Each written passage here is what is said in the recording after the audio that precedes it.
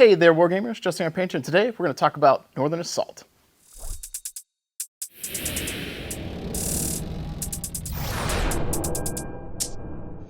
I'd like to welcome you guys back to the channel. If you're new here, please Alpha Strike that like and subscribe button, and if you're a returning viewer, thank you so much for tuning in to continue to help support what I do. That said, in today's video, I'm going to be going over the missions for Northern Assault 2025 at Nova Open this year. I'm not going to be reading these in detail, just kind of briefly going over what they are, and I'll try to, in post-editing here, have some pictures or some scrolling or kin burns or whatever over what's going on in these. So you can kind of see it, but there'll be links in the description below to not only the tournament and the rules packet, but also to my paint class at Nova. So if you guys want to come out and play some Battletech Alpha Strike, click that link, sign up. We're at over 50%, or right at 50% capacity right now of 80 players. We're sitting at around 40, and my paint class is got 10 slots left. So if you guys want to sign up, that would be dope. That said, let's get into it. This year we have 6 scenarios that we're going to be playing, and the first one is going to be called Call of Duty, Fog of War. This one's going to be using the mission briefing rule. If you guys missed my first video where I break down the list building for Nova as well as reserves and mission briefing, real quickly, at the beginning of every round, players will be given an envelope for their particular table. They'll pull that out and have a card that tells them their deployment for that particular match. It will go over any special battlefield conditions. Was it rainy? Is it cold? Is it hot? Is it dark? Is it sunny? Whatever, that kind of thing. And some secret mission cards, one for each player, that'll give them secret bonus objectives that the other player will not know until they score it and reveal it. The card will tell you what to do. We're going to be using the reserve units rule. So we'll be rolling a D3 at the start of the game, and that will dictate what turn your 100-point reserve force will enter the table. It will come in on either turn 3, 4, or 5, and the rules are detailed here. So for Fog of War, we will not be using the standard initiative. Every unit will be issued a card. So I will be using our a standard deck of playing cards, and you'll take your list. I'll give you a suit of cards, and you'll write on your list like, ace, 2, 3, 4, hearts, whatever. Your opponent will do the same, and you'll shuffle them together, and you'll reveal a card, and that is when that unit goes. So no standard initiative, you'll be using that. I think that is really cool.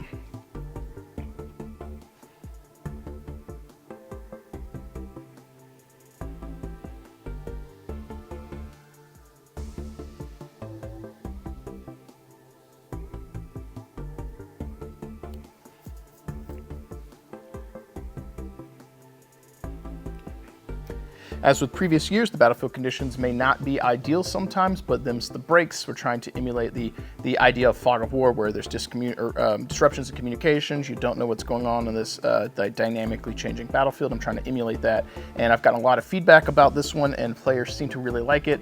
To be I have it set up as the first scenario of the tournament because it's casual, gets you going, and everyone's like just getting started and getting into the groove of things, and it's a really nice way to get the game, or get you in the gaming mood, so to speak.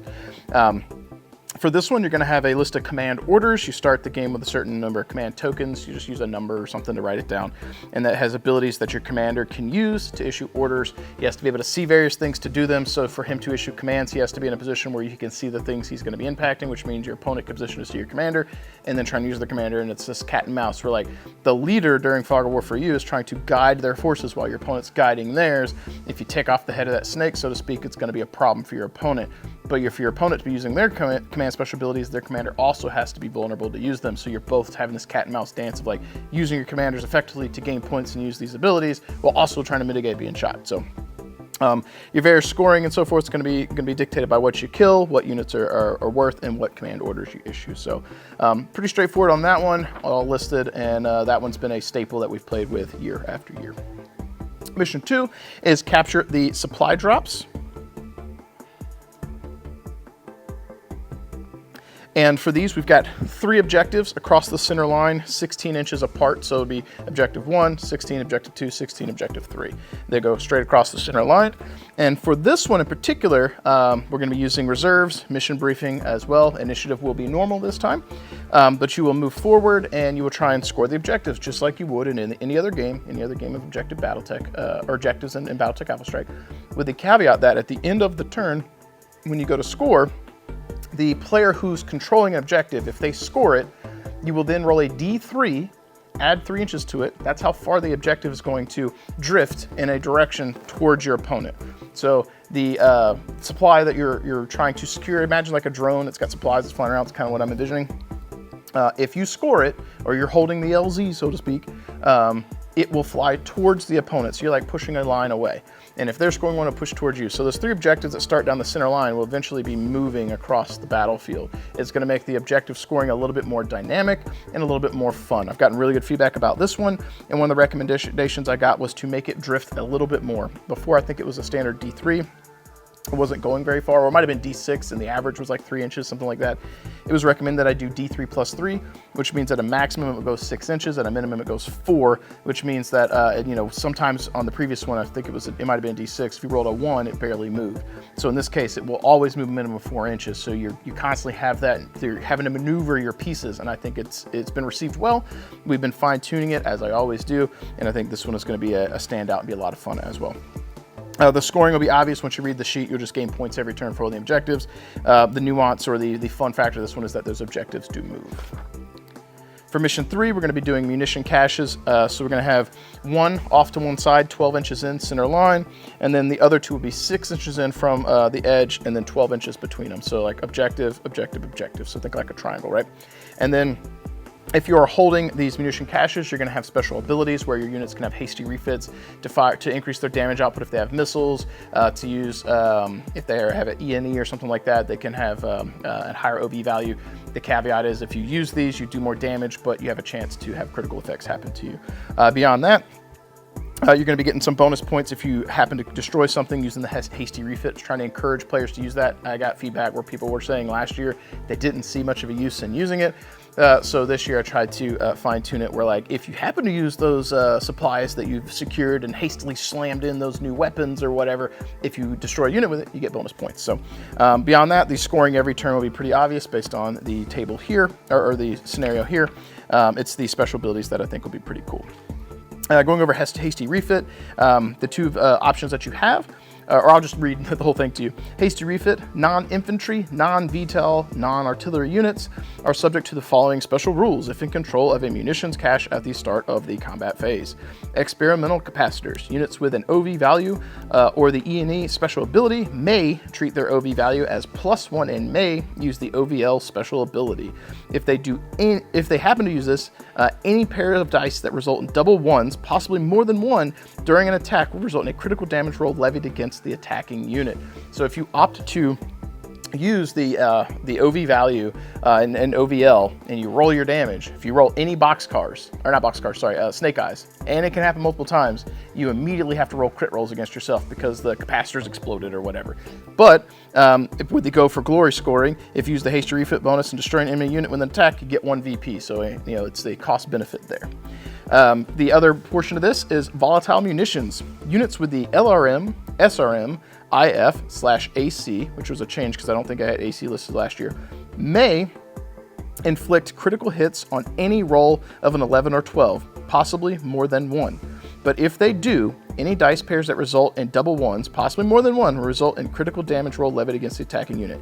You must declare if you are using this prior to rolling the attack on both. You can't roll and see if you get the criticals or not, and then declare it. You have to say it before you roll, because if you could just be like, well, I didn't roll any 11s or 12s, but I rolled double ones, but I won't declare it. No, you have to say it ahead of time.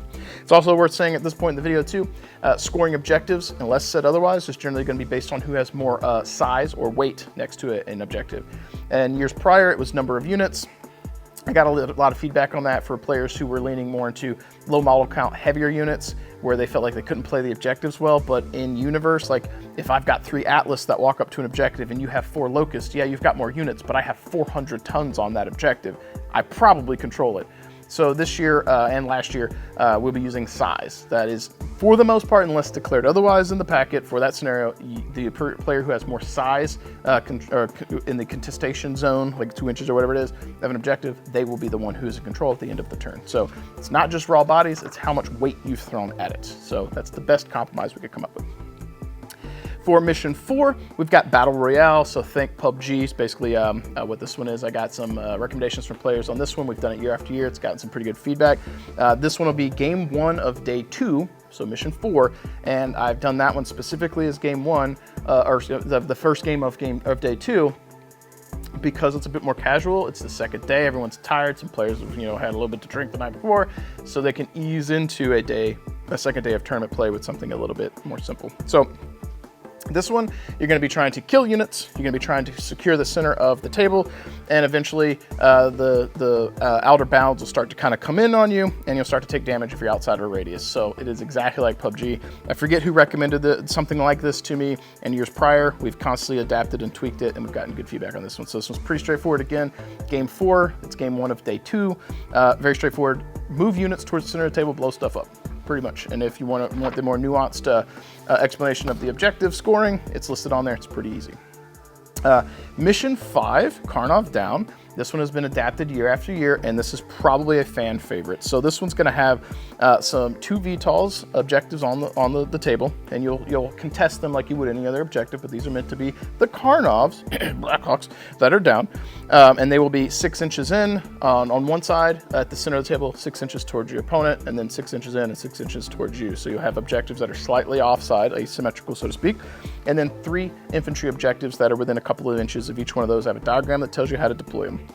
You will get points for holding the Carnovs or the Blackhawks because you're securing the black box or the data, or maybe there's some crew that in universe, like maybe they were stuck in the Blackhawk, you're trying to hold them long enough to get in the rescuing team to come get them. Whatever your mental, you know, gymnastics would be for the fluff, you're securing the zones with the downed VTOLs. And then you can use, most of your units will have the ability to let some of the infantry, the objectives, get on and ride them. They're holding on to a mech's legs, they're jumping on top of a tank to ride out, anything to do to get out of the combat zone. So you've got objective that's a little bit closer to you, that's a little easier to get to and secure, but your opponent has one that's a little bit farther away from you, but you also want to secure it. And then there's infantry. If you get the infantry into your deployment zone, you will get points. If you run off the table with them, you will score bonus points. It's a little bit more nuanced than that, but that's pretty much it in a nutshell. You have the ability to have, again, mechs carrying units or infantry at that point from the objectives, and if they carry more than one, they're going to take penalties from movement and TMM to simulate them trying to move more slowly and not kill the dudes that are holding on to their legs, you know, stuff like that. This one has been a fan favorite. We've done it year after year. Everyone seems to love it, and all I've done is just fine tune it based on feedback. So I think you guys will enjoy that one. Again, if you're interested in the full-on scoring stuff, check out the packet. It's pretty straightforward. And then finally, this is a new one. Mission 6 has always been like a classified mission, and I've gotten away from that because the ideas for it just haven't come. And I wanted to be more straightforward and give everyone an idea of what they were getting into when they got to the tournament or committed to the tournament. So this one is a new one. We're going to have 6 objectives. We're going to have 2 objectives that are on the center line, 12 inches from an edge, and then 12 inches away, 12 inches away, 12 inches away, 12, 12, 12, and it makes basically like was it Hexagon? Hexagon. Yeah, so basically we have 6 objectives, and the diagram is telling you, like, shows you how to set them up, and then each turn you will be rolling to see which one is worth more points. So dynamic battlefield, which objective is going to be the core objective that you want for this turn will shift, some worth more than others, so that you get a primary focus on what to go after. Or does your opponent have too much material over there? Maybe I should shift more and try and offset by getting more of the other objectives in other areas of the battlefield. So that one should be pretty straightforward. I think it's going to be a lot of fun. I suspect I'll get some feedback on this one because it is a new one, and players will probably tell me what they liked, didn't like, and I will fine tune it or cut it, make a new scenario, as I always do. That said, that is going to be the end of the 6 missions for Northern Assault 2025. If you have any questions, critiques, recommendations, any thoughts at all, sound off in the comments below. I hope you guys sign up for the event. Head on over to Nova. Hope you sign up for my paint class. And if you got some ideas for some scenarios or recommendations on new ones you'd like to see, hit me up in my email, justin@deathRayDesigns.com. Give me some feedback on stuff you'd like to see. The Battle Royale was something from a community member that they told me they wanted to see, and I've adapted it into a scenario. The supply one? Capture supply drops was a recommendation from Craig Lighton, Vandal. I don't know if he'll be at, currently I don't think he'll be at Northern Assault 2025, but he's been every other year. He also goes to Southern Assault. He had recommended I use some type of mechanics from one of the DFA scenarios, which if you're familiar with DFA, you'll know what that's from. I don't remember what it's called, but it was specifically he really liked that the objectives moved, and I was like, okay, I'll use that. I'll come up with something and I'll use the mechanic. So the supply drop one where they move is directly from a community member and someone who plays in the tournament who had an idea, and I took it because I thought it was good. So I won't take everything because some stuff I like, some I don't. But if you got recommendations, share them with me. Let me know. This whole community here that I'm fostering here at Northern Assault and here on the channel, it only exists because you guys come in. If I thought I was the end-all be-all of scenario construction, video creation, or whatever, then it would just be me watching my own videos, and I'm not narcissistic, so let's be honest. If that happened, I just wouldn't watch my own videos and I'd stop making them. So I do this stuff because of you guys, and getting feedback from you helps me make stuff that you also might want. So if you got thoughts, share them with me. That said, that's all I've got for you guys today. As always, keep painting those models, keep rolling those dice. Hope you get your stuff ready for Northern Assault, and I'll catch you guys next time. Thank you so much for watching and being here with me today. I pour a lot of time and passion into every video, and I genuinely hope it adds something to your hobby experience. If you've enjoyed today's content and want to see more, consider supporting me over on Patreon. Every little bit of support helps fuel what I'm doing here, and it truly makes a difference. Whether it's a few dollars or simply sharing the channel with others, your support means the world to me and allows me to keep doing what I love and hopefully inspiring you along the way. A huge thank you as well to all my sponsors, Monument Hobbies, Fortress Miniatures and Games, Baron of Dice, and Deathra Designs as well. Their backing is vital to the channel, and if you're in the market for top quality paints, miniatures, dice, or terrain, please check out their links below. Not only will you be picking up some great products, but you'll also be supporting this growing community we share together. Thank you so much for watching, and for your time, and for being a part of this journey with me. As I sign off today, let's go ahead and highlight some awesome patrons who are helping fuel this journey we're on together and helping keep things going.